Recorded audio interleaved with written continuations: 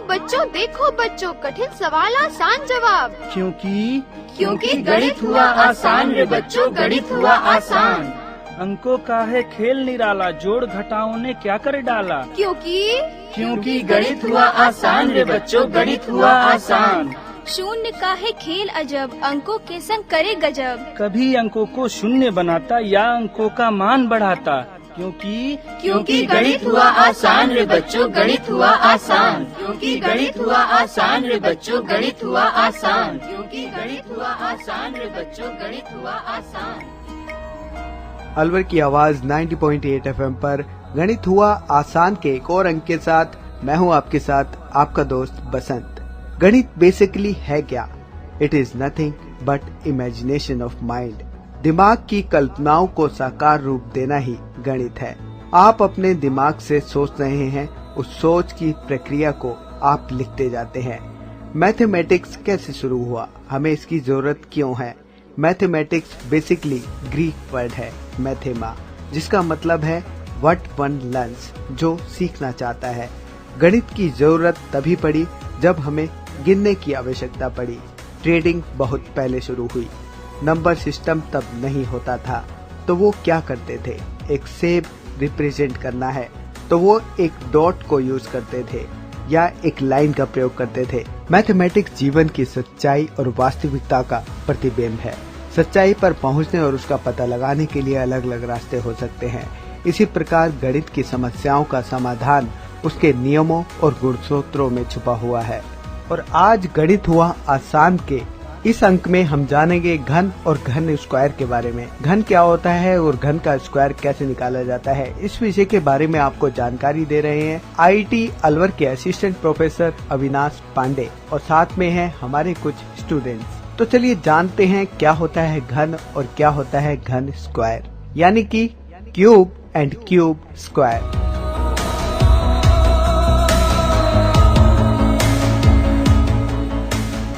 मैं Avinash Kumar Pandey, assistant professor IIT college MIA Alwar Rajasthan. आज हम चर्चा करेंगे घन और घनमूल पर। तो आप लोग एक एक करके अपना परिचय बताइए। मेरा नाम आनंद कुमार है। मैं फनीश कुमार। मैं रविराज। मैं विक्की तोमर। सर मैं नीरज कुमार उपाध्याय। मेरा नाम मोहम्मद सरफराज है।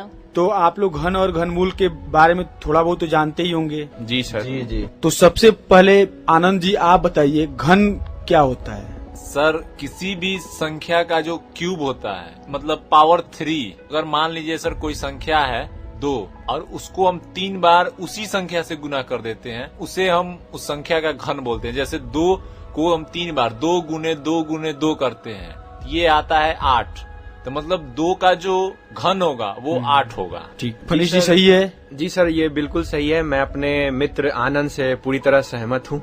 बिल्कुल। तो घन का मतलब हुआ कि किसी संख्या को अगर हम 3 बार गुणा कर दें तो जो संख्या आती है वो उस संख्या की घन हो जाती है। जी सर। ठीक है, तो अब घन की आकृति के बारे में थोड़ा सोचते हैं कि घनाकार एक आकृति होती है, उसमें जितने भी फलक होते हैं तो वो वर्ग से मिलके बने होते हैं। मतलब उनकी जो घन होते हैं उसका जो पार्ट होता है वो वर्गाकार होता है, मतलब उसकी सारी भुजाएं बराबर होती है। ऐसा आप लोगों ने अनुभव किया है?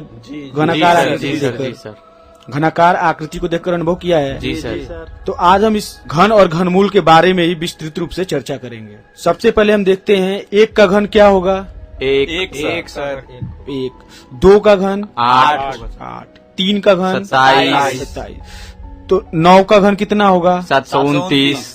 10 का घन 1000। आप लोगों ने कभी अनुभव किया है कि 1 से लेकर के 10 तक के घन में, या यूं कहिए तो 1 से लेकर 1000 के बीच में केवल 10 संख्याएं ही पूर्ण घन संख्याएं हैं?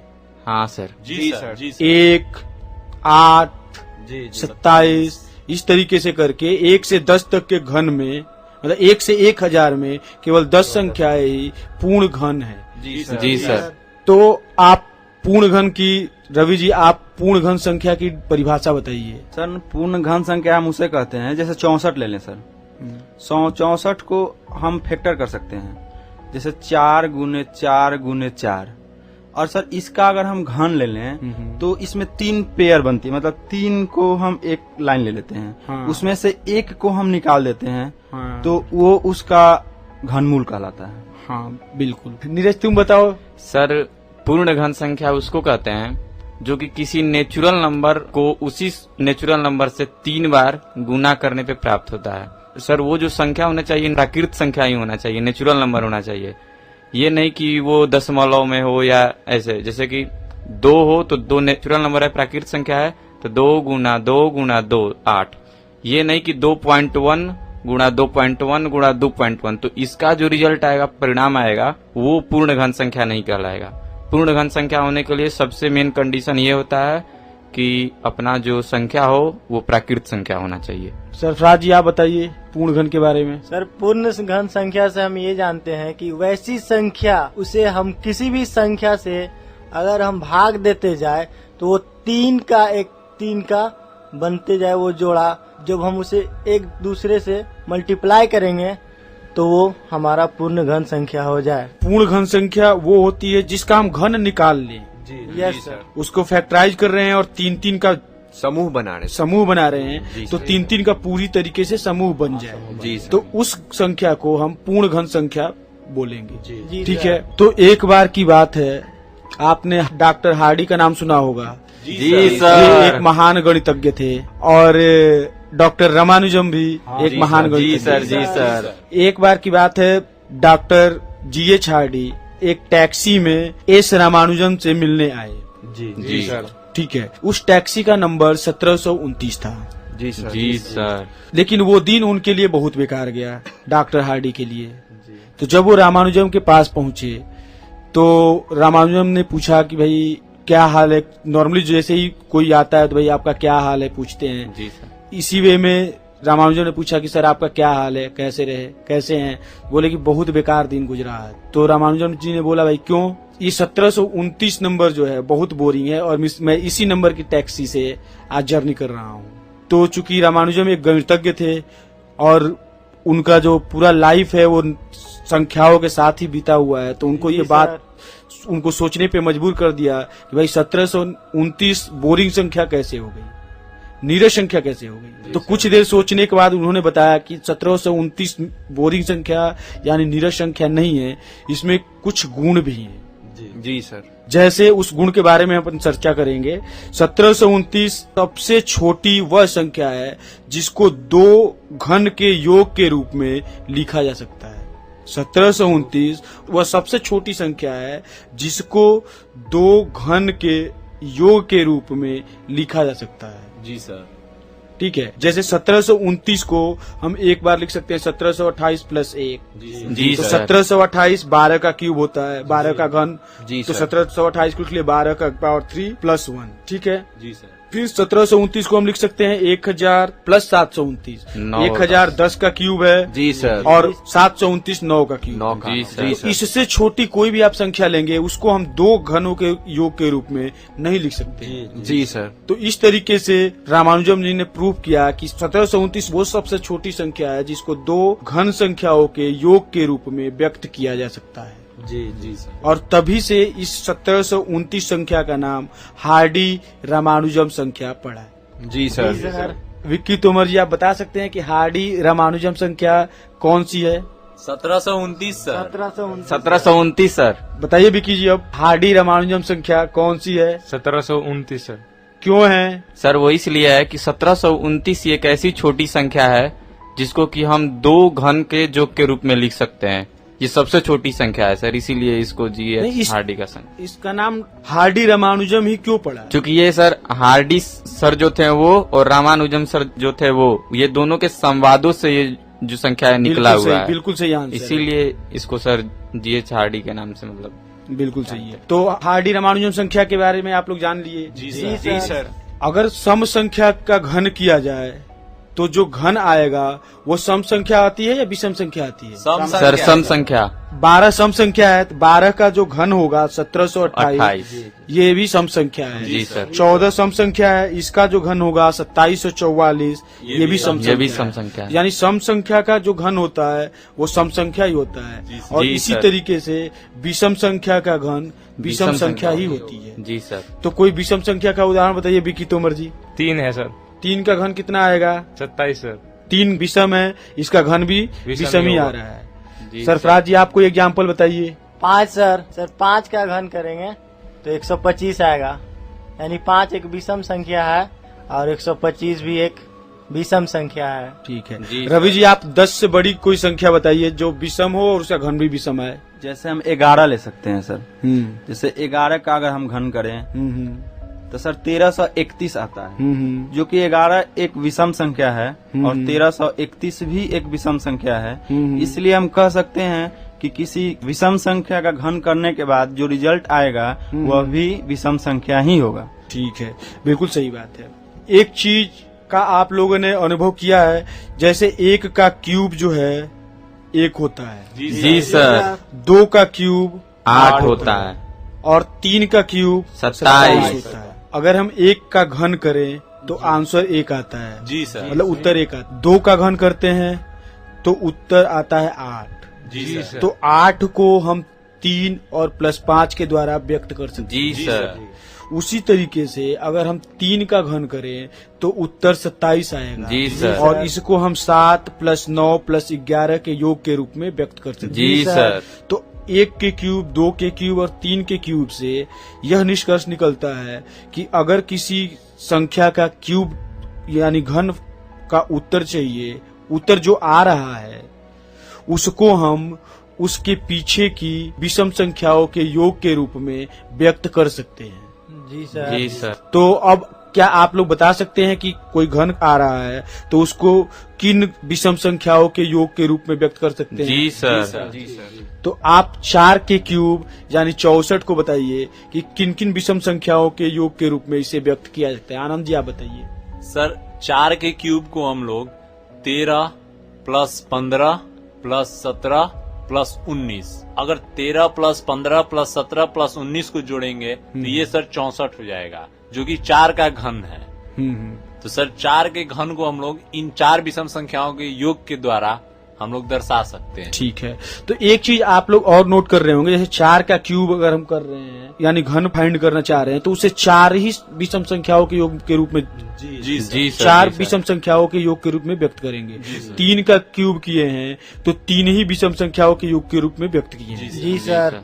तो फनीश जी आप बता सकते हो कि 5 का अगर क्यूब करेंगे तो कितनी विषम संख्याओं के योग के रूप में लिखेंगे? सर जैसा कि हम जानते हैं कि 5 का घन 125 होता है और उसके पीछे जो विषम संख्या होगी वो इस प्रकार होगी 21 जोड़ 23 जोड़ 25 जोड़ 27 जोड़ 29। अगर इन पांचों संख्याओं को जोड़ दिया जाए तो ये पांचों 125 बनेगी सर, जो 5 की घन संख्या है। ठीक है। अब मेरी बात थोड़ा ध्यान से सुनिएगा। मैं ये पूछ रहा हूँ कि जैसे 3 का क्यूब आप कर रहे हो तो 3 विषम संख्याओं को जोड़ जी रहे हो, सर। 4 का क्यूब कर रहे हो तो 4 विषम संख्याओं को जोड़ रहे हो।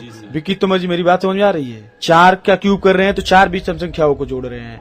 5 का क्यूब कर रहे हैं तो 5 विषम संख्याओं को जोड़ रहे हैं। तो 8 का क्यूब करेंगे तो कितनी विषम संख्याओं को जोड़ेंगे? 8 विषम संख्याओं को जोड़ेंगे सर। नीरज जी आप बताओ 7 का क्यूब करेंगे तो कितनी विषम संख्याओं को जोड़ेंगे? सर 7 विषम संख्याओं को जोड़ेंगे। सरफराज जी आप बताइए अगर 9 का क्यूब करेंगे तो कितनी विषम संख्याओं को जोड़ेंगे? 9 विषम संख्याओं को जोड़ेंगे। तो क्या आप लोग अब अगर किसी संख्या का क्यूब पूछा जाएगा कि इस संख्या के घन को कितनी विषम संख्याओं के घन के योग के रूप में व्यक्त किया जा सकता है तो आप लोग बता देंगे? जी सर। तो रवि जी आप बताइए 13 का घन करेंगे तो कितनी विषम संख्याओं को जोड़ना पड़ेगा? सर हमको 13 विषम संख्याओं को जोड़ना पड़ेगा 13 को घन करने के लिए। बिल्कुल सही आंसर है। तो आप लोग समझ गए? जी सर। ठीक है। चलिए अब हम आते हैं घनमूल के बारे में। तो नीरज बता सकते हो कि घनमूल कैसे हम निकालेंगे? 8 का घनमूल कितना होगा? सर घनमूल निकालने के लिए सर 8 का घनमूल सर 2 होगा। कैसे होगा?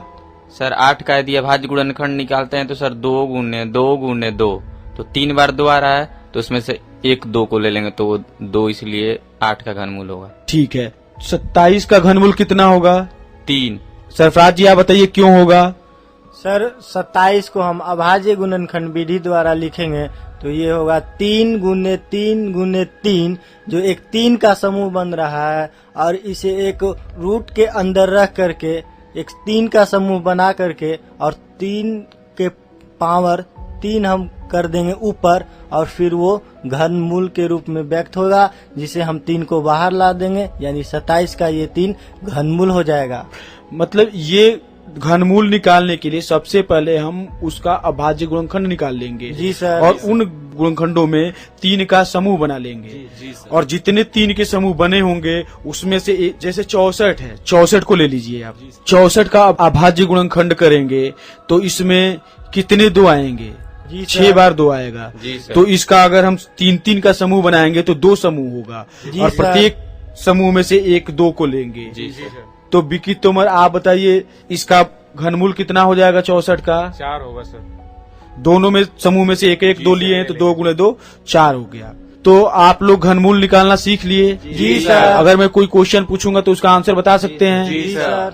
729 का घनमूल आनंद जी आप बताइए 9 होगा सर। कैसे 9 होगा? सर क्योंकि 9 का जो घन होता है वो 729 होता है और घनमूल सर उसे कहते हैं जिस संख्या से वो निकला हुआ है, जिस संख्या के घन के रूप में वो निकला हुआ है। 9 का पावर 3 उसका सर होल का 9 का पावर 3 गुने 1/3 घनमूल का मतलब हुआ सर 1/3। तो 3 से 3 कट गया सर, तो इस तरह वो संख्या 9 बचती है हमारी। ठीक है फनीश जी आप इसको गुणनखंड विधि से बताइए। सर अभाज्य विधि से हम इस प्रकार कर सकते हैं कि जब हम इसका फैक्टर निकालेंगे तो ये 3 गुने 3 गुने 3 गुने 3 गुने 3 गुने 3 मतलब 6 बार 3 को आपस में हम गुना कर रहे हैं तो ये 729 बनकर आएगा। और इसमें से अगर हम ये 3 संख्या का 2 समूह बन रहा है तो 3 गुने 3 ये 9 बनकर निकलता है सर। तो ये 9 आपका घन मूल हो गया। ठीक है। अब अगर मान लीजिए कि एक घनाभ की लंबाई, चौड़ाई और ऊंचाई क्रमशः 15 सेंटीमीटर, 30 सेंटीमीटर और 15 सेंटीमीटर है, तो इस घनाभ को पूर्ण घन बनाने के लिए उसे ऐसे कितने घनाभों की आवश्यकता होगी? नीरज आप बताइए। सर 4 आवश्यकता होगी। कैसे? सर जो भुजा दिया गया है अपना सर वो 15, 30, 15 दिया हुआ है। हाँ जी। तो घनाभ का आयतन सर होता है तीनों भुजाओं का गुना, तो 15 गुना 30 गुना 15 हो गया ये घनाभ का आयतन। हाँ जी। फिर सर जब इसका सर गुणनखंड तोड़ेंगे तो 15 का तो 3 गुना 5 हो जाएगा, 30 का 2 गुना 3 गुना 5 हो जाएगा और 15 का सर 3 गुने 5 हो जाएगा। तो अब सर अब इसको सबको अब सर क्रमशः एक लाइन से सीरियली लिखते जाएंगे कि कितने का कितना कितना पेयर हो रहा है। तो सबको लिखने के बाद 2 गुने हो रहा है, समूह हो रहा है, 3 का वो ग्रुप समूह होना हो रहा है चाहिए। हाँ समूह 3 का समूह। तो 2 गुना 3 गुना 3 गुना 3 गुना 5 गुना 5 गुना 5 ऐसे हो गया। मतलब 3 और 5 का 3-3 बार पाया गया, मतलब 3 बार पाया गया, समूह बन रहा है। हाँ और 5 भी 3 बार पाया गया। लेकिन सर जो 2 है केवल वो 1 बार है। हाँ जी। तो जब 2 1 बार है तो इसको 3 बार करना है। हाँ। तो इसके लिए हमें 2 और 2 की आवश्यकता होगी। मीन्स 2 गुना 2 यानी 4 घनाभ की आवश्यकता होगी सर इसको पूर्ण घन बनाने के लिए। पूर्ण घन बनाने के लिए 2 की और आवश्यकता होगी। हाँ। तो 2 का मतलब 2 गुणे 2 की आवश्यकता होगी। इसका मतलब 4 घनाभ की आवश्यकता होगी। जी सर जी सर। ठीक है विक्की तोमर जी समझ गए आप? जी सर। आप लोगों को भी समझ में आ गया? जी सर। सरफराज जी आप बताइए 53,240 एक पूर्ण घन है या नहीं? सर इसे पूर्ण घन है या नहीं है इसे हमें जांच करने के लिए अभाज्य गुणनखंड की आवश्यकता होगी। यानी 53,240 को हम अभाज्य गुणनखंड विधि के द्वारा ऐसे व्यक्त कर सकते हैं 2 गुने 2 गुने 2 गुने 11 गुने 11 गुने 11 गुने 5। बिल्कुल यह सही। अभाज्य गुणनखंड विधि द्वारा हम पाते हैं कि 2 का एक समूह बन रहा है जबकि 11 का भी एक समूह बन रहा है यानी 3 का समूह बन रहा है और 5 जो हमारा केवल 1 बार आ रहा है। इस तरह हम पाते हैं कि 5 का समूह बनने के लिए 3 समूह बनने के लिए हमें और 2 5 की आवश्यकता है। तो हम यानी कह सकते हैं कि इसे 53,240 को पूर्ण घन बनाने के लिए 5 से भाग दे तो भागफल के अभाज्य गुणन में 5 नहीं आएगा। इस प्रकार 53,240 को पूर्ण घन बनाने के लिए 5 से भागा देंगे यानी 1 5 हमारा हट जाएगा। तो 2 गुने 2 गुने 2 गुने 11 गुने 11 गुने 11 बचेगा। जब इसको आपस में एक मल्टीप्लाई करेंगे यानी गुना करेंगे तब ये एक पूर्ण घन बनेगा। मतलब यानी 53,240 पूर्ण घन नहीं है। नहीं है सर। तो 53,240 को पूर्ण घन बनाने के लिए क्या करना पड़ेगा? 53,240 को पूर्ण घन बनाने के लिए यहाँ हम एक बार 5 से गुना करेंगे, फिर एक बार 5 से गुना करेंगे तो ये पूर्ण घन बन जाएगा। या नहीं तो सिर्फ इसमें एक 5 आ रहा है तो उस 53,240 को एक 5 से भागा दे देंगे, जो संख्या आएगा हमारा 10,648 आएगा, जो पूर्ण घन है। मतलब 53,240 को अगर हमें पूर्ण घन बनाना होगा तो इसमें 25 से गुणा करना पड़ेगा। Yes sir. ठीक है, अब रवि जी आप मेरे क्वेश्चन को ध्यान से सुनिए। जी सर। 68,600 एक पूर्ण घन है या नहीं? सर 68,601। 68,000, फिर से मेरे क्वेश्चन सुनिए। 68,600 एक पूर्ण घन है? नहीं सर, ये पूर्ण घन संख्या नहीं है।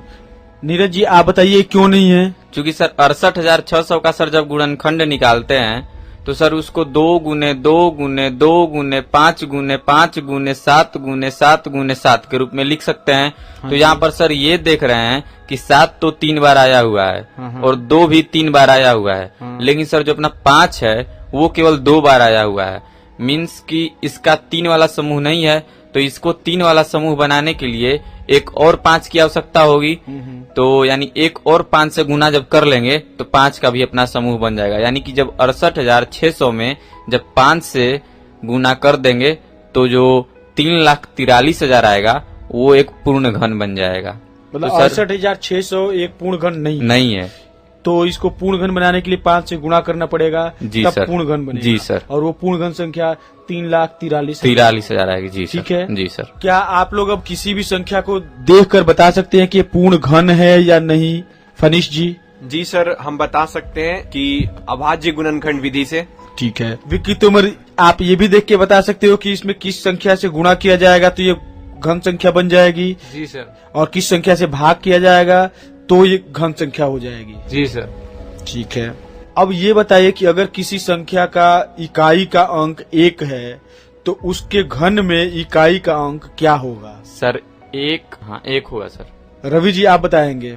अगर किसी संख्या के इकाई का अंक 3 है तो उसके घन में इकाई का अंक क्या होगा? सर 9 होगा। सर 7 होगा। फनीश आप बताओ। सर 7 होगा सर। आनंद जी आप बताओ। 7 होगा सर। विक्की तोमर आप बताओ। 7 होगा सर। 7 होगा। नीरज कैसे 7 होगा? ना सर, 3 गुना 3 ये करते हैं हम तो 27 आता है, जिसका इकाई पे 7 है। बिल्कुल सही आंसर है। रवि समझ में आ गया आपको? जी सर जी, हम उसका स्क्वायर निकाल दिए थे सर। अब ये बताइए कि अगर किसी संख्या के इकाई का अंक 2 है तो उसके घन में इकाई का अंक क्या होगा? 8 होगा। 8 होगा सर। विक्की तोमर जी आप बताइए। 8 होगा सर। कैसे 8 होगा? नीरज आप बताओ। सर 2 गुना 2 गुना 2 यदि 3 बार करते हैं तो 2 दूनी 4 दूनी 8 होगा। बिल्कुल सही आंसर है। अब ऐसे ही बताइए एक अंतिम क्वेश्चन इस टाइप का कि अगर किसी संख्या का इकाई का अंक 4 है तो उसके घन के इकाई का अंक क्या होगा? 4 होगा। 4 होगा सर। 4 होगा। क्लियर है? जी हाँ सर। तो अगर किसी संख्या का इकाई का अंक पता हो तो हम क्या आप लोग अब पता कर पाएंगे कि उसके घन में इकाई का अंक क्या होगा? जी सर। तो एक क्वेश्चन बताइए कि अगर इकाई का अंक 5 है तो उसके घन में इकाई का अंक क्या होगा? 5 होगा सर। 5 होगा। बिल्कुल सही आंसर है। अब हम आते हैं घन के एप्लीकेशन पे, यानी घन के उपयोग पे। जी ठीक है। जैसे हम किसी घन का आयतन फाइंड करते हैं, आयतन मतलब उसका वॉल्यूम, किसी घनाकार आकृति का वॉल्यूम फाइंड करते हैं, यानी उसका आयतन फाइंड करते हैं, आयतन निकालते हैं, तो उसकी भुजा का क्यूब करना पड़ता है। घन का आयतन का सूत्र होता है, यानी फॉर्मूला होता है भुजा का क्यूब, मतलब उसकी भुजा का घन निकालना होगा। जी सर। ठीक है। तो अब आप ये बताइए कि एक घन जिसकी भुजा 2 सेंटीमीटर है तो उस घन का आयतन क्या होगा? सर 8 होगा। पूरी तरीके से सही आंसर रवि जी सर 8 होगा। फनीश जी। इसका आंसर 8 क्यूबिक सेंटीमीटर होगा। 8 क्यूबिक सेंटीमीटर होगा। जी सर। मात्रक जो होता है, मात्रक का भी यूज हम करते हैं, हमेशा भुजा के साथ मात्रक का यूज करेंगे। जी सर। ठीक है। तो सरफराज जी आप बताओ, अगर 5 सेंटीमीटर का कोई भुजा वाला कोई घन है तो इसका आयतन क्या होगा? 125 क्यूबिक सेंटीमीटर होगा सर। आनंद जी आप बताइए कि अगर 7 सेंटीमीटर भुजा का कोई क्यूब है तो इसका आयतन कितना होगा? 343 सेंटीमीटर क्यूब। अच्छा, तो अब इसका यूज हम आयतन निकालने में कर लिए घन का। जी सर। इसी तरीके से घनमूल का उपयोग हम भुजा निकालने में भी करते हैं। तो अब भुजा निकालने की विधि सीखते हैं। जी सर।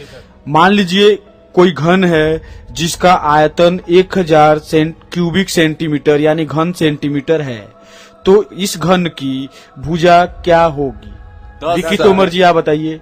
10 होगी सर, 10 सेंटीमीटर।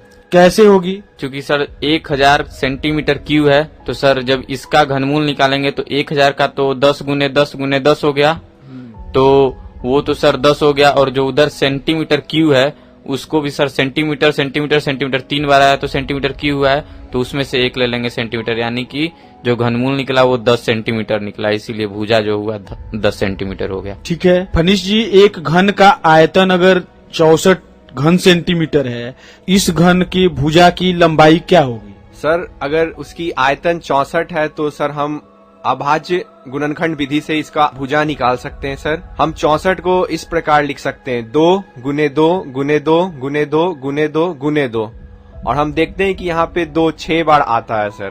तो हम इसमें 2 का ऐसा समूह लेंगे जो 2 3 बार आ रहा हो।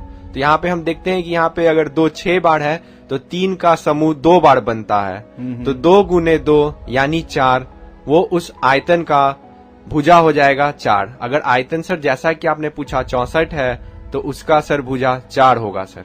4 सेंटीमीटर होगी। 4 सेंटीमीटर, जी सर। ठीक है ठीक है।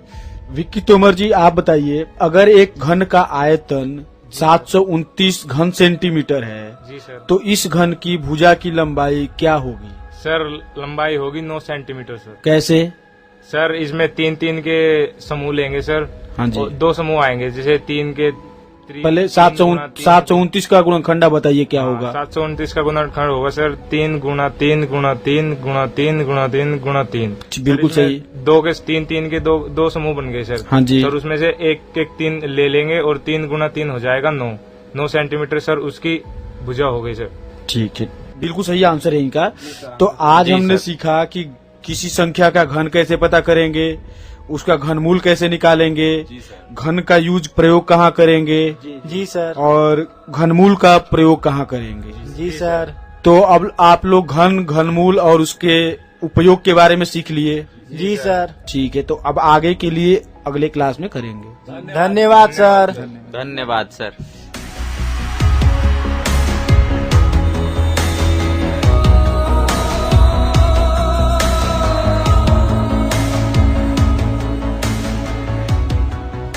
तो दोस्तों, अब तो आप जान ही गए होंगे कि भी क्या होता है क्यूब और क्यूब स्क्वायर, यानी कि घन और घन का स्क्वायर।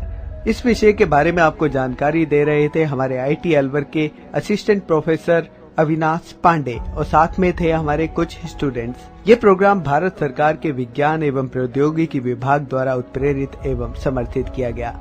आपको ये प्रोग्राम कैसा लगा? आप अपनी प्रतिक्रिया फीडबैक हमें दे सकते हैं। हमारा पता है कम्युनिटी रेडियो अलवर की आवाज 90.8 megahertz, IT group of institutions, north extension, MIA Alwar, Rajasthan. हमारे फोन नंबर है 9587908908 और दूसरा नंबर है 0144512190। आप हमें मेल भी कर सकते हैं। हमारी ईमेल आईडी है radioalwar@gmail.com। और साथ ही इस प्रोग्राम को आप ऑनलाइन यानी कि इंटरनेट पर भी सुन सकते हैं। इंटरनेट पे सुनने के लिए आपको लॉगिन करना है www.i-radiolive.com पर, और साथ ही मैथमेटिक्स यानी गणित हुआ आसान के एपिसोड आप ऑनलाइन यानी कि इंटरनेट के माध्यम से एक दुनिया अनेक आवाज के वेबसाइट पर भी सुन सकते हैं। वेबसाइट है www.edaa.in। लॉगिन कीजिए और कहीं भी बैठकर ऑनलाइन आप इन मैथमेटिक्स के प्रोग्राम को सुन सकते हैं। इसी के साथ अपने दोस्त बसंत को दीजिए इजाजत। नमस्कार।